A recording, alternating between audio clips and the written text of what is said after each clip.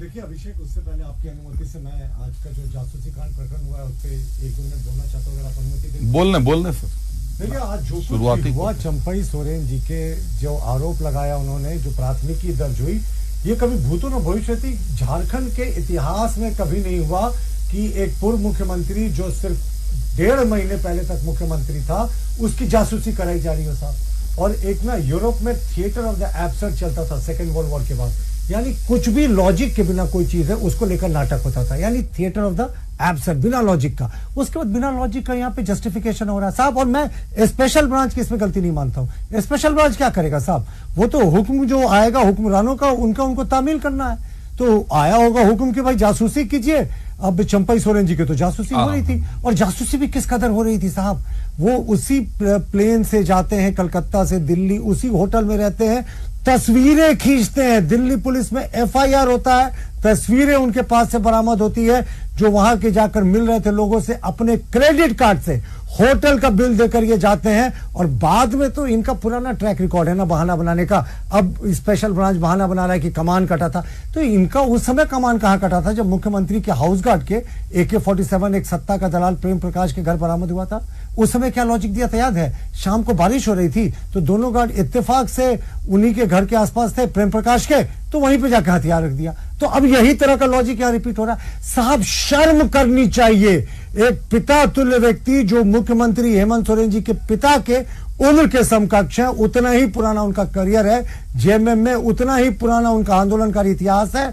उन्होंने कॉलेज की पढ़ाई छोड़कर आंदोलन में हिस्सा लिया था, उनकी आप जासूसी करवा रहे हैं साहब। और जासूसी करवाने के बाद उन्होंने जो स्टेटमेंट दिया है दिल्ली पुलिस में, और जो उन दोनों अधिकारियों का नाम सामने आया, देखिए मैं न्यूज़ 11 को बहुत एडमायर करता हूं इस चीज के लिए कि आप जिम्मेवारी की पत्रकारिता करते हैं। जब सोशल मीडिया में इन दोनों अधिकारियों की तस्वीरें और उनके नाम जब घूम रहे थे तो जाहिर तौर पर आपके पास भी होगा, लेकिन आपने जिम्मेवारी दिखाई, खुफिया विभाग के उन अधिकारियों को एक्सपोज नहीं किया। वो खुफिया विभाग के हैं क्योंकि जाहिर तौर पर बिल्कुल वो नक्सली ऑपरेशन में कहीं होंगे, कहीं माफियाओं के खिलाफ ऑपरेशन में होंगे। तो इसके लिए आपके चैनल का तहे दिल से सैल्यूट, क्योंकि आपसे कुछ छिपता नहीं साहब, आपकी निगाहों से कुछ छिपता नहीं। तो खुफिया विभाग के उन अधिकारियों का मैं भी नहीं नाम लूंगा, लेकिन उन्होंने क्या स्टेटमेंट दिया है दिल्ली पुलिस के बाद और हिरासत में रहते हुए, जो बाद में इसी सरकार के गले की हड्डी बनेगी। आज जो स्पेशल ब्रांच कह रही है उनका जो स्टेटमेंट है इसके कॉन्ट्रेरी है साहब। पूर्व मुख्यमंत्री की जासूसी, पिता सरीखे व्यक्ति की जासूसी, सीता सोरेन परिवार की मां समान बड़ी बहू उनका अपमान,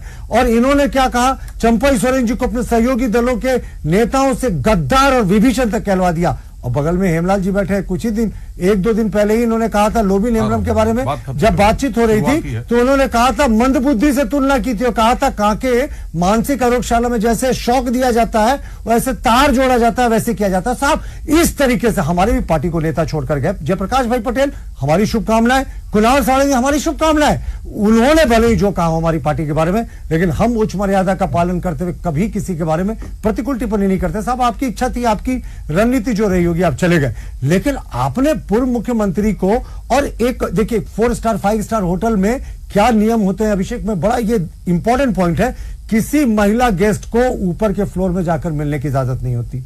तो ये स्पेशल ब्रांच के जो अधिकारी ठहरे हुए थे उनसे कौन लड़की जाकर मिलती है और कितने लंबे समय तक वो रहती है, उसके बाद निकलती है कमरे से, क्या साजिश चल रही थी, क्या प्लानिंग हो रही थी। जहां गेस्टों को अलाउड नहीं होता, उनके कोई गेस्ट आते हैं तो कमरे से नीचे आकर कॉमन रूम में लॉन्ज में मिला जाता है। कैसे ये महिला ऊपर तक पहुंच गई, क्या साजिश चल रही थी साहब। कोई बड़ा नापाक इरादा था जो एक्सपोज हो गया एफआईआर के बाद, और एफआईआर में इन्होंने जो स्टेटमेंट दिया स्वीकारोक्ति की, उसको आने दीजिए ना 1-2 दिन के बाद मीडिया में सामने, उसके बाद पता चल जाएगा कि स्पेशल ब्रांच और सरकार कवर अप कर रही है। मैं स्पेशल ब्रांच को बिल्कुल दोष नहीं देता हूं, जब मुख्यमंत्री का आदेश होगा तो कोई क्या करेगा। और स्पेशल ब्रांच और ईडी और सीबीआई की तुलना नहीं करनी चाहिए। ईडी और बस मैं एक लाइन, ईडी और सीबीआई की जो नियुक्ति होती है एक हाई पावर्ड कमेटी करती है जिसमें विपक्ष के नेता भी होते हैं, बहुत इंडिपेंडेंस होता है, लेकिन स्पेशल ब्रांच के जो आईजी या एडीजी होते हैं उनकी नियुक्ति तो मुख्यमंत्री करते हैं सीधे। तो स्पेशल ब्रांच की गलती नहीं है साहब, गलती उस व्यक्ति की है जिसने अपने पिता सरीखे व्यक्ति की जासूसी